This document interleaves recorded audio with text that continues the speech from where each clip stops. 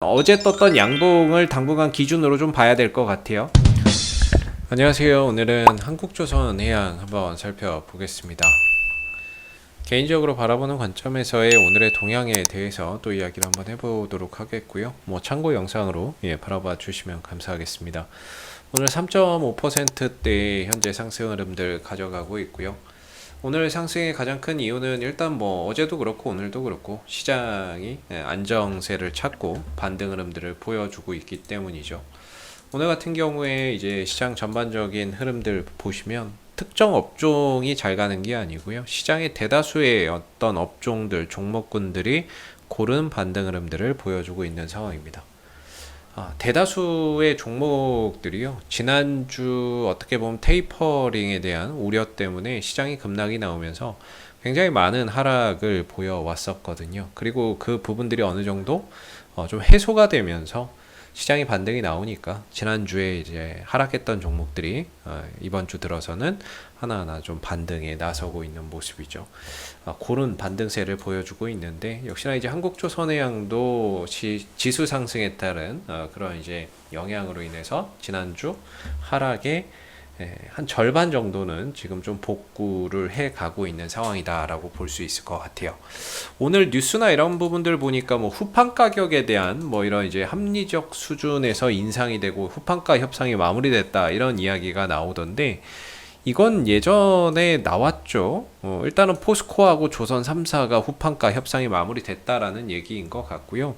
제가 이전에 보기로는 포스코하고 한국조선해양은 톤당 110만 원 정도의 협상을 한 것으로 알고 있습니다. 나머지 이제 다른 그 조선사들도 협상을 한 것 같은데 톤당 110만 원 정도에 대한 어떤 이제 부분들로 올 7월부터 이제 12월까지 공급되는 후판 가격은 톤당 110만 원 이렇게 해서 이제 협상이 끝났죠. 그리고 요 부분들에 대한 이제 후판가 인상 한 40% 정도 인상이 됐다라고 해요. 올해 전반기에 한 톤당 80만 원이었거든요. 80만 원이었는데 한 30만 원 정도 올라가게 되면서 지금 110만 원 정도에 되고 있으니까 톤당 이제 한 40% 정도 가격이 상승을 했다. 한 30만 원씩 좀 상승을 했다. 이렇게 보시면 되겠고 그 부분들은 이제 올 하반기에 공급되는 7월부터 12월에 공급되는 이 부분에 있어서 이제 적용이 되겠죠. 적용이 될 겁니다. 그래서 이 부분들을 미리 이제 2분기 실적에서 털어냈다. 이렇게 보시면 되겠고요. 공사 손실 충당금이라고 해서 이제 한국조선해양도 실적에 2분기 실적에서 반영을 시켜버렸죠. 그렇기 때문에 이 부분에 대한 어떤 영향, 우려 이런 부분들은 다 털어내 낙제가 됩니다. 이제 과거형이 되는 거고요. 더 이상 이 부분들이 주가의 발목을 잡는 부분들은 당분간은 없을 것이다. 내년에 이제 후판가 가격이나 또 철강석 가격이 어떻게 되느냐에 따라서 또 달라지겠지만 올해 이제 후판 가격 인상에 대한 부분들이 더 이상 주가의 발목을 잡는 일은 없을 것이다라고 볼 수 있을 것 같습니다.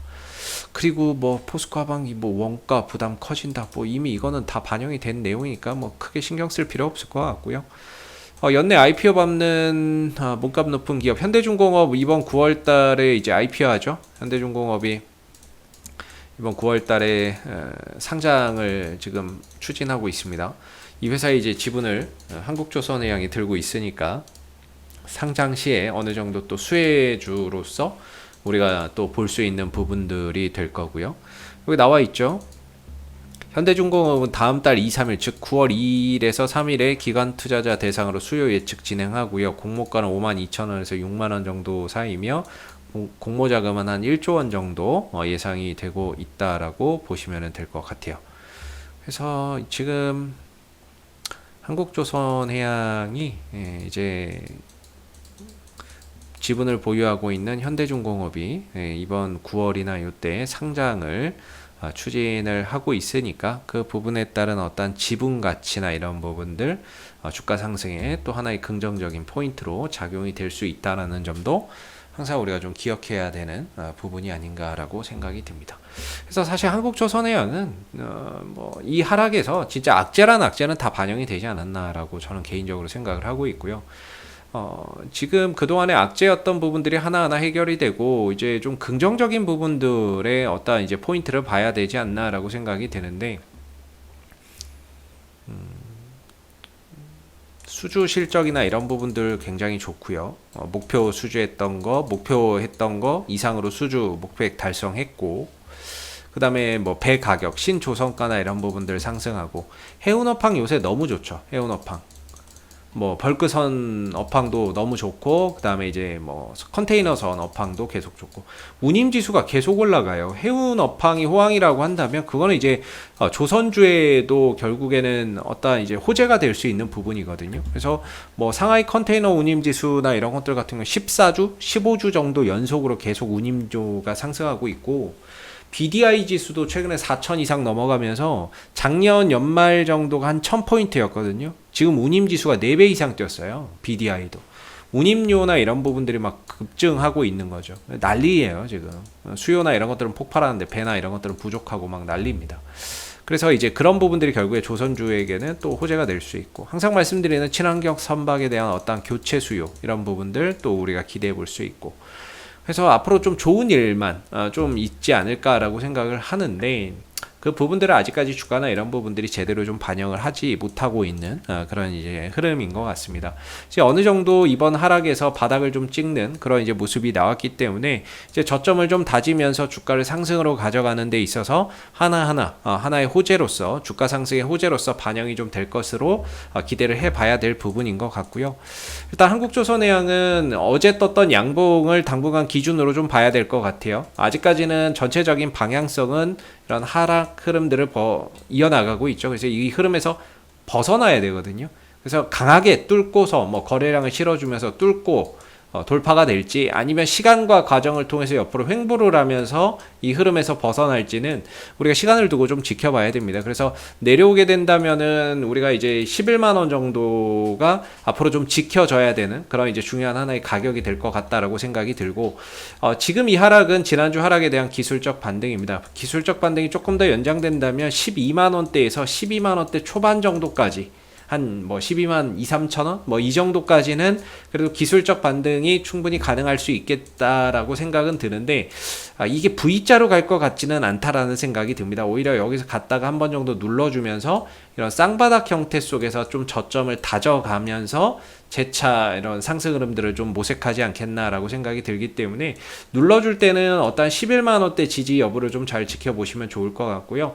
현재 상승 흐름들이 좀 더 연장된다면 12만 원에서 12만 원대 초반대까지 조금 더 상승폭을 확대해 나갈 수 있다라고 봐야 되겠죠. 오늘 수급 동향이나 이런 부분들 보시면은 그동안에 외국인들이 열심히 사왔었는데요. 오늘은 좀 매도를 보여주고 있거든요. 그동안에 외국인들이 열심히 뭐 떨어질 때도 사고 어제도 사고 막 이렇게 샀는데, 오늘 뭐 7만 주 넘게 좀 매도를 하고 있어요. 그래서 이 상승 흐름에서 어느 정도 좀 차익 실현을 하고 있는 걸로 보여지는데, 이렇게 되면 또 주가나 이런 부분들이 내일 살짝 좀 쉬어갈 수도 있습니다. 쉬어가면서 한 번 정도 템포를 좀 조절할 수도 있는 거죠. 그래서 지금 자리는 뭔가 이제 좀 쫓아가서 매매할 수 있는 자리는 아닌 것 같고, 혹시 이 상승 이후에 한번 눌러주는 자리에서 11만 원대 정도의 지지 여부를 보면서 어떻게 보면 좀 매수의 기회로 좀 활용해 볼 수 있지 않나라고 봅니다. 그래서 일단 뭐 한국조선해양의 주봉이나 이런 부분들로 봤을 때에는 이제 정배열로 돌아가는 초기 국면에 있다라고 보여지고요. 일봉상에서는 좀 아쉽게도 이렇게 이어오던 상승 추세가 좀 깨져가지고요. 한동안은 또 밑에서 바닥을 다지고 다시 이제 어느 정도 회복이나 이런 부분들을 또 하려면 시간이 조금 더 걸릴 것 같아요. 그래서 아래로는 11만 원대의 좀 지지 여부를 보면서 단기적으로는 12만 원대에서 12만 원대 초반 정도를 좀 저항대로 보는 그런 관점에서 단기 좀 박스권 흐름들이나 이런 것들이 좀 나올 수도 있다라는 점을 참고해서 보시면 좋을 것 같고요. 이제 악재는 다 털어냈으니까요. 뭐 시장에 대한 뭐 시장 악재도 있긴 하죠. 뭐 테이퍼링에 대한 우려인데, 이번 주 잭슨홀 미팅에서의 어느 정도 파월 연준 의장이 그 부분들을 완벽하게 좀 해결을 해주면은 좀 다행일 것 같은데, 사실 좀 역설적이게도 이 코로나 확진자가 증가하면은 테이퍼링에 대한 우려가 감소한다라고 보면 됩니다. 반대로 코로나 확진자가 감소하잖아요. 그럼 테이퍼링의 우려가 확대된다, 이렇게 보면 됩니다. 그래서 이게 좀 역설적이기는 한데, 그래서 언젠가는 테이퍼링은 합니다. 시기의 문제이고 시점의 문제이기는 한데, 지금은 이제 코로나 확진자가 늘어나다 보니까 쉽사리 테이퍼링을 좀 망설이지만 또 확진자가 좀 줄어들고 백신이나 이런 부분들이 이제 의무적으로 맞고 해서 어느 정도 확진자가 진정된다면 테이퍼링에 대한 우려는 더 늘어날 수 있는 거죠. 근데 현재 미국 내에서의 어떤 확진자 증가 수도 상당하기 때문에 조기 테이퍼링에 대한 어떤 연준의 자세나 이런 것들이 기존과 좀 달라질 수 있다라는 그런 시장의 기대치가 있거든요. 그래서 이번 주 잭슨홀 미팅에서 어느 정도 조기 테이퍼링에 대한 우려는 좀 해소하고 가지 않을까라는 그런 기대를 한번 해볼 수 있을 것 같고요. 그런 가운데 이제 주가나 이런 부분들도 지난주 하락을 딛고 좀 안정을 찾아가는 그런 모습들을 우리가 좀 기대해 볼 수 있지 않을까라는 생각이 듭니다. 이상 AP투자연구소의 이세훈 전략팀장이었고요. 구독과 좋아요도 한번 부탁드리도록 하겠습니다. 감사합니다. 그리고 네이버에서 AP투자연구소를 검색하시게 되면 웹사이트 상단에 AP투자연구소 홈페이지 링크가 나옵니다. 클릭하시게 되면 홈페이지로 접속하실 수가 있는데요. 가운데 무료 추천 종목 카테고리에 2021년 무료 추천 종목을 클릭하시게 되면 소장님께서 매일매일 댓글로서 국내외 시황에 대한 실시간 브리핑과 함께 무료 추천 종목을 제공을 해드리고 있습니다. 하나 눌러서 들어가 보게 되면 아침 댓글 리딩은 7시 44분부터 시작이 되었고요.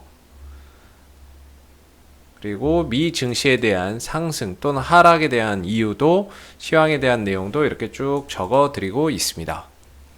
그리고 9시가 되게 되면 무료 추천 종목이 나오게 되는데요.